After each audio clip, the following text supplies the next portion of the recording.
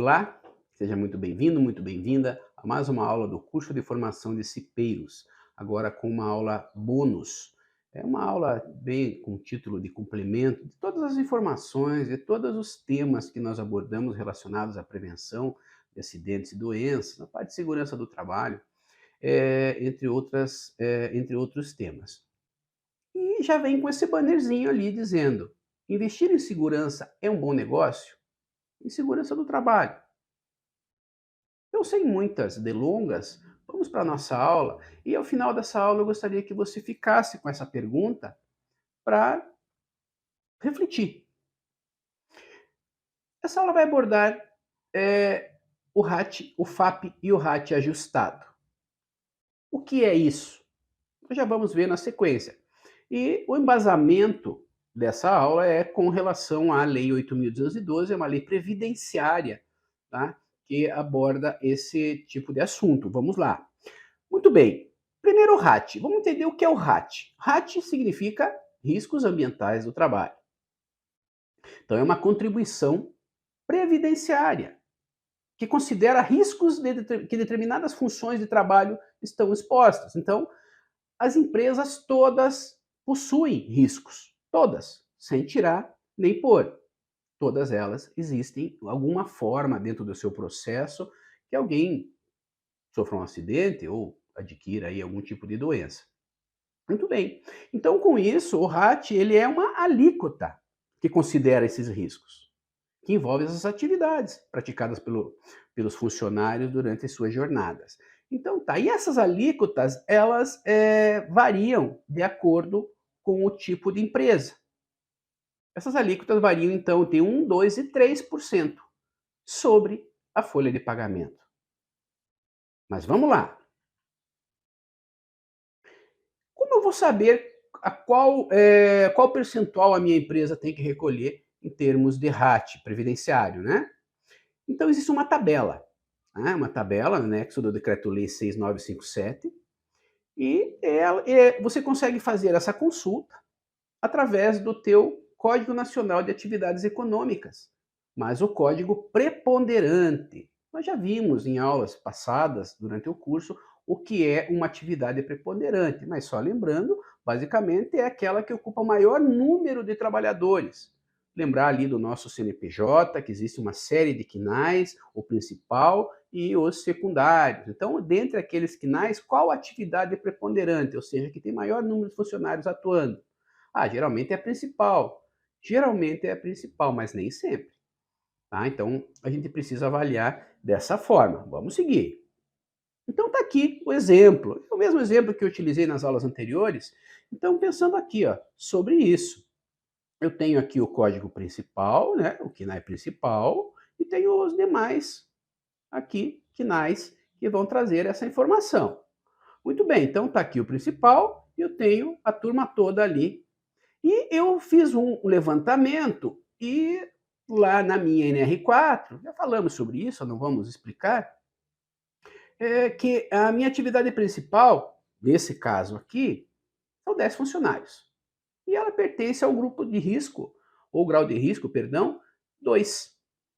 E quando eu verifiquei as demais atividades, eu pontuei aqui que existe duas, três atividades que possuem grau de risco superior à atividade principal. Perceba então, eu tenho uma atividade aqui com grau de risco 2, mas eu tenho outras aqui, grau de risco 3, grau de risco 3, grau de risco 3. E nelas laboram funcionários nessas quantidades de funcionários que estão apresentados ali. Ok? Então, qual a minha atividade preponderante? É que eu tenho o maior número de funcionários. Então, pelo nosso dimensionamento aqui, preparação de subprodutos do abate tem 35 funcionários contra 10 aqui da parte de comércio atacadista. Então, essa aqui é a minha atividade preponderante, onde eu tenho o maior número de funcionários laborando. Perfeito? Com isso, eu consigo ir lá na minha tabelinha que eu comentei agora há pouco e, com base nesse KNAI, eu vou determinar qual é a minha a minha atividade que eu devo considerar para a verificação do meu RAT. Então, eu fui até a tabela e descobri ali que o meu RAT é 3, ou seja, uma alíquota de 3 o quê? 3%. Seguindo? Então já temos o RAT. Já sabemos a alíquota do RAT. Agora precisamos saber o FAP. Nós já falamos do RAT, agora falamos do FAP. O que é o FAP? É um fator multiplicador. Então, ele significa fator acidentário de prevenção ou previdenciário, é um multiplicador atualmente calculado por estabelecimento que varia entre 0,5 a 2,0. Então, esse é uma variação para cada empresa. Já sabemos que a empresa tem um RAT de 3, mas eu preciso saber qual é o FAP, porque é um fator multiplicador. Mas como que eu verifico isso? Pessoal, entendo que vocês não precisam fazer isso, não precisam verificar isso. É a título de conhecimento para você refletir sobre valer a pena ou não investir em segurança. E o que considera o FAP? O FAP considera, por exemplo, a quantidade de CATs que a empresa emitiu durante o período, o NTEP, né, que é um fator também que é considerado em função das atividades. Não vou entrar nesse detalhe nesse momento. Sobre auxílios doenças que essa empresa, em função da falta de segurança, enfim, acabou acontecendo, algum funcionário, né, ir para o auxílio doença. Enfim, uma série de questões aqui que vão fazer parte do cálculo do FAP, para poder determinar se a empresa é entre 0,5 ou até 2,0, esse fator multiplicador. Vamos seguir. Então, eu posso fazer a consulta, tá? E para esse caso específico, não é a empresa do CNPJ, é só um exemplo que eu consegui colocar aqui para vocês, é que essa empresa tem um FAP de 0,5. Então, vai de 0,5 a 2, né? Então, esse aqui é 0,5.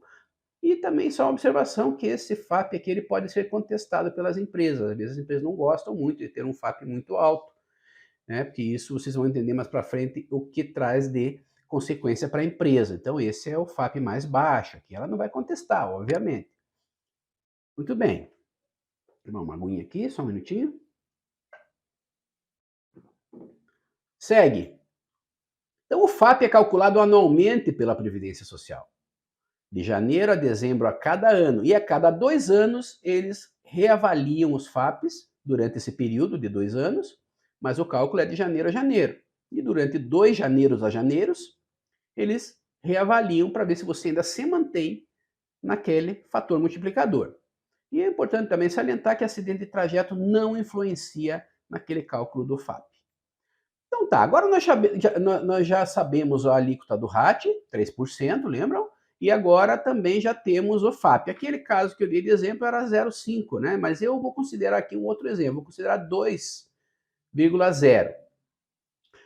Aí, para a gente poder calcular o RAT ajustado. O que é o RAT ajustado? O RAT ajustado é a taxa final que sua empresa deve recolher de INSS após multiplicar pelo FAP. Então, eu tenho que multiplicar o RAT pelo FAP para poder ter o meu RAT ajustado, com base no grau de risco do ambiente de trabalho. Já falamos sobre isso. Então, vamos lá para um exemplo. Então, nesse levantamento dos RATs e dos FAPs, eu tenho aqui 3 de RAT vezes 2 de FAP, exemplo que nós demos agora. Então, perceba, uma empresa com uma folha de pagamento, é fictício isso, 210 mil, com um RAT ajustado de 6%, sim, porque ela ficou com 6% aqui, ó, tá? Então ela vai recolher de contribuição ali, de RAT, R$ 12.600. Ela já tem o recolhimento padrão, né? Ela tem que fazer todo mês de 11%, algumas empresas têm uma variação nisso, eu considerei aqui 11% de INSS, já tem 23 mil. Aí eu tenho mais um RAT ajustado de 12.600. Ela vai recolher R$ 35.700 para o INSS. Isso é alto, né? E por que ficou alto? O padrãozinho aqui de 11% não tem como escapar, mas aqui, ó, dá para diminuir. Vamos para um outro exemplo. Agora, se a empresa se classificar como 0,5 em vez de 2. Seu recolhimento referente ao RAT, então, vamos lá, o cálculo é 3, ela faz parte do 3, no exemplo anterior, só que agora o FAP, vamos imaginar que é 0,5, 1,5%. Vamos considerar a mesma situação da folha de pagamento, 210 mil vezes 1,5%. Esse 1,5%, 3.150 de contribuição de RAT. Olhem a diferença de 12 mil, perdão, 600 para 3.150 mais o INSS, não tem como escapar. Compreenderam? Então a pergunta é: vale a pena investir diante de uma situação como essa, em segurança? Sim, né, gente? Vale a pena. E quanto menos problemas eu tenho relacionado a segurança do trabalho, pensando em acidentes, pessoas se afastando, emitindo CAT, né? Pessoas indo para o auxílio doença, enfim, né? Então, tudo isso onera, então faz com que você pague mais por isso. É uma forma de ser penalizado, né, em função vamos dizer assim, da negligência da empresa em relação à segurança dos trabalhadores. Então fica a pergunta aqui no ar para você pensar: vale a pena ou não investir em segurança do trabalho? Eu respondo para vocês. Não sei se você vai concordar comigo, mas sim, vale a pena sim. Quanto menos acidentes, quanto menos eventos que envolvam a saúde e segurança do trabalhador, menos recolhimento eu faço. Então essa é uma forma, de repente, de você se usar como argumento na hora de lutar por melhorias de segurança dentro da empresa, né? Então pode ser uma situação como essa. Não se preocupem em verificar isso aí já é uma coisa, você pode até verificar isso com o contador da sua empresa, tal, para ver qual que é o RAT, qual que é o FAP da empresa, tal, para título de conhecimento, mas vocês não vão mexer com isso, a não ser que você, um dos cipeiros, seja do RH, seja lá da parte de recursos humanos, mas se não, é só título de reflexão e conhecimento. Perfeito? Então, gente, e finalizamos aqui mais um módulo. Tá? Agradeço a todos pela atenção, espero que vocês tenham compreendido. E reflitam sobre isso. Um forte abraço a todos e até!